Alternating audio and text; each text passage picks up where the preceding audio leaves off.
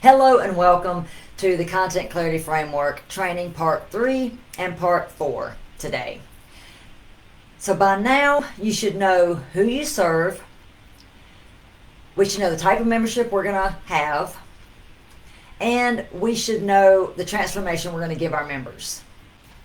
All of those steps we've already covered in Parts 1 and 2. And now you've got to complete Parts 1 and 2 before you can do today's training. So if you haven't had time to do that, feel free to watch today's, but you're not going to be able to complete it until you've gone over the first two parts. So while you're watching these trainings, if you have any comments or any questions at all about it, leave me a comment and let me know so I can address those in future trainings. I want to make this as useful as possible for the people that have joined this group. So in Parts 1 and 2 that we've already completed, all of this has been accomplished through the Content Clarity Framework template. And if you would like a copy of this template so you can follow along with me and you can complete yours, just comment template and I'll be happy to send it over immediately. So how many pieces of content have we created so far in just those two pieces? Well, last week we learned that the first part we created 7 pieces of content. But last week we really knocked it out of the park. If you did the homework and you completed last week's training, we have completed 39 pieces of content just in last week's. So altogether, that's 46 pieces of content. Now, this is just my numbers because I have 4 goals in my framework. You may have less, you may have more. So everybody's numbers are going to vary on how much content you're going to be able to create from this. And your goals, like my 4 goals, have a certain number of steps to complete each goal. Well, your steps, you may have more steps to complete. So that's why I say the numbers are going to vary depending on exactly what transformation you're giving your audience. So today we're moving to Part 3 and Part 4 of the Content Clarity Framework. Now, I learned all of this from my mentor, Laurel Portier, so I feel I need to give credit where credit is due. This is not something I developed. This is something that I got from her, and it works like a charm. So today we're going to address our audience's objections. Now, this is the objections that they have to completing the goals that you have laid out in last week's training. So let me pull mine up and let me look and see. So every objection that your customer is going to have is another piece of content that you're going to be able to create. Every objection that your customer has is about completing each step of the membership. So I want you to write down every real objection that you've either heard or that you expect to hear. And you want to use the exact language that your customers are going to use. It makes it more powerful if you're speaking their language. If they can hear what you're saying and they feel like you've picked up the conversation inside of their head. So don't clean it up, use the exact same language and you'll get better information. So the first objection is time. That really falls into 4 categories. It's usually time, money, effort, and sacrifice. So I want you to come up with as many objections as you can under each category. So under time, like I've got some examples of, like, when can I expect my first win? Again, what's the time frame on that?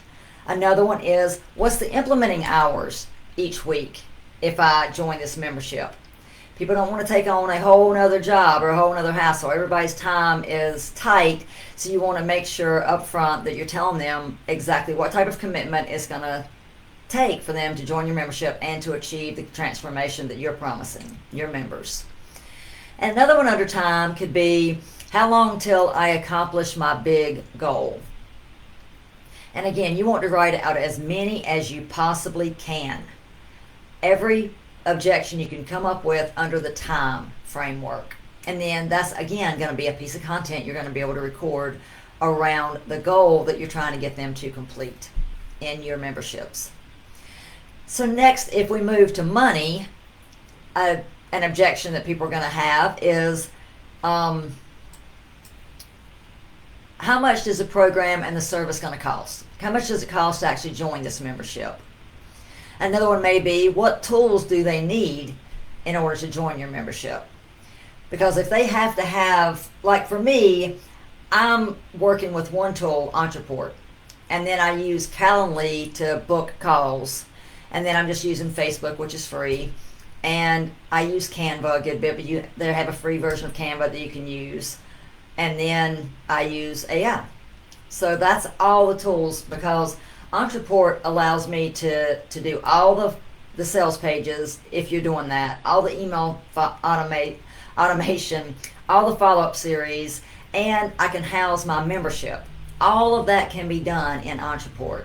So if you join the Real Estate Growth Program, then I'm going to show you exactly how to do all this using that tool. And I'm also going to share all those automations with you, so you don't have to create all that stuff. I can just hit a button and it'll download it instantly into your account. So they want to know the cost of joining the membership. And then another one is, do I need to hire people for implementation? That one kind of goes along with a little bit with time too, but it's going to cost money if they have to hire people in order to implement your strategy. And that's just 3 examples of things you can come up with under the money category. And then the next one is the effort. How much effort is it going to take to implement your strategy into their lives? How easy is this going to be? That's what they want to know. That's one objection that they're going to have. Another one could be, will it be hard to convince others to buy this membership? Another one could be, do I have the skills to get started? That's a big one right there. A lot of people think, oh, I'm not tech savvy. There's no way I can do this. There's no way I'm going to go on camera. I hear that one a lot. And believe me, that was me. I swore when I started this online journey that I said, okay, I will do the podcast because I don't have to be on camera. I don't have to worry about what I look like. I don't have to worry about what I'm doing or anybody looking at me. I don't have to feel self-conscious. I can simply get on, record my information, and then they can have it and do whatever they want to with it. And I swore I would never, ever have a YouTube channel or do videos. Well, now here I am, and I absolutely love it. I feel like people get to know me a lot better because they can see all my mannerisms. They see it, everything, all my facial expressions and how I look and what I say things. I'm talking with my hands a lot. You can't see that on the podcast. So let's get back to it. So effort is another one that they're going to worry about. And the last one that we're going to cover today is sacrifice. So an example of this one could be, an objection could be, what do I have to sacrifice in my life or my business to do this? So you want to list out all the objections that you can think of under sacrifice. Another one could be, how will this interfere with my lifestyle? Like, am I going to have to give up something that I'm already doing in order to fit the time in to do what you're promising me? And another one could be, will this require me to change the way I have been doing things? A lot of people are set in their ways. They don't want to, change is hard for people. They don't want to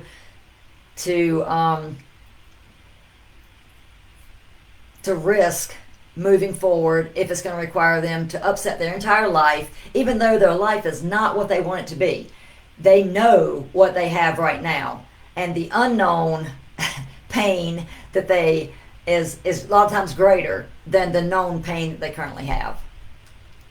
So again, you list out all the objections you can possibly think of in the language of your members under time, money, effort, and sacrifice. And each one of those is another piece of content you get to talk about.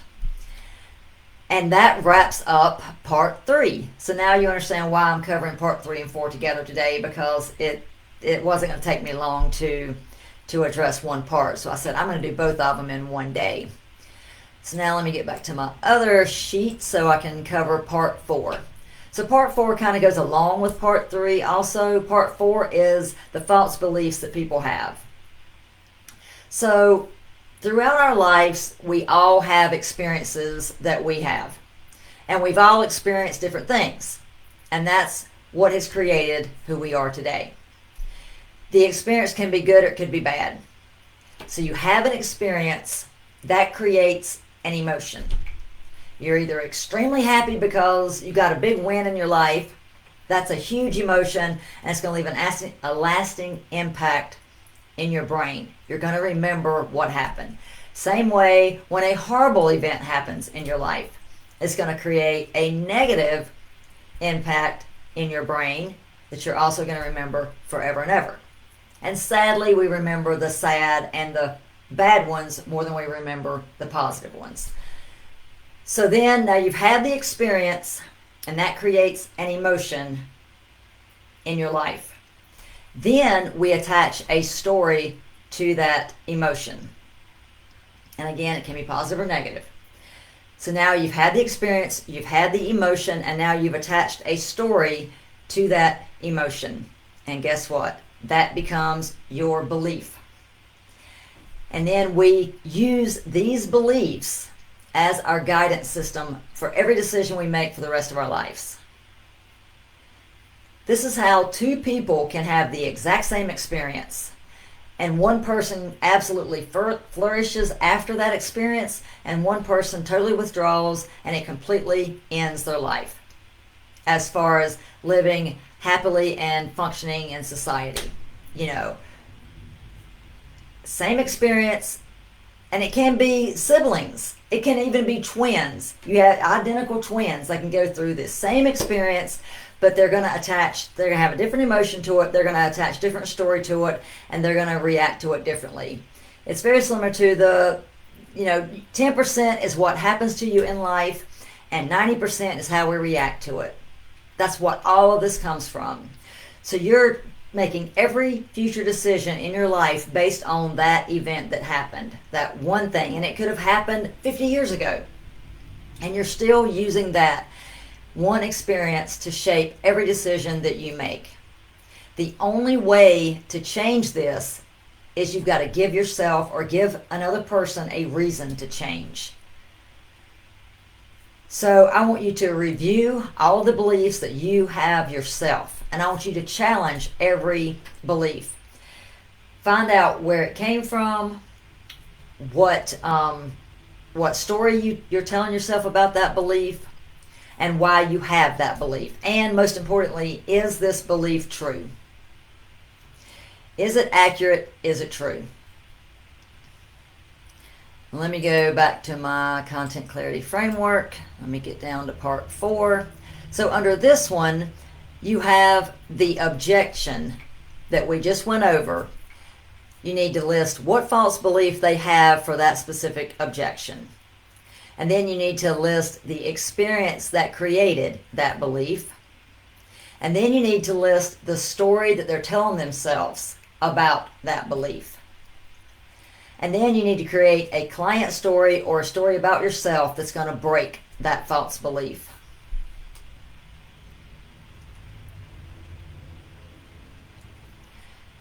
And you're going to come up with as many of these as you possibly can. You're definitely going to cover the ones that we already listed under time, money, effort, and sacrifice. Cover all of those beliefs. And again, it's the objection and the false belief they have to time. When will I expect my first win? Most people have already bought a course in their life and it didn't work out. They didn't get the result they thought they were going to get.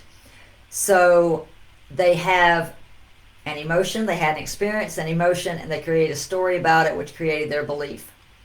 And some people are like, okay, I've already wasted money on an online course or maybe a membership in the past. It didn't work. I'm not going to ever do that again.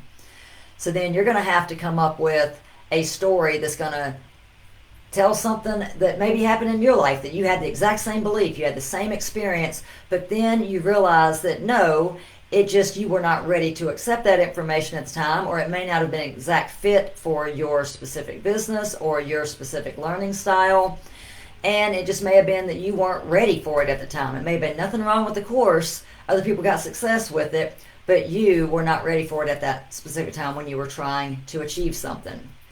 So you want to tell the story that's going to break that belief and show that how now you took a second chance, you bought another course because you had learned a lot between the time you purchased the first course, time you purchased the second course, and now you have a success story that you can use to help those people break the belief about when can I expect my first win.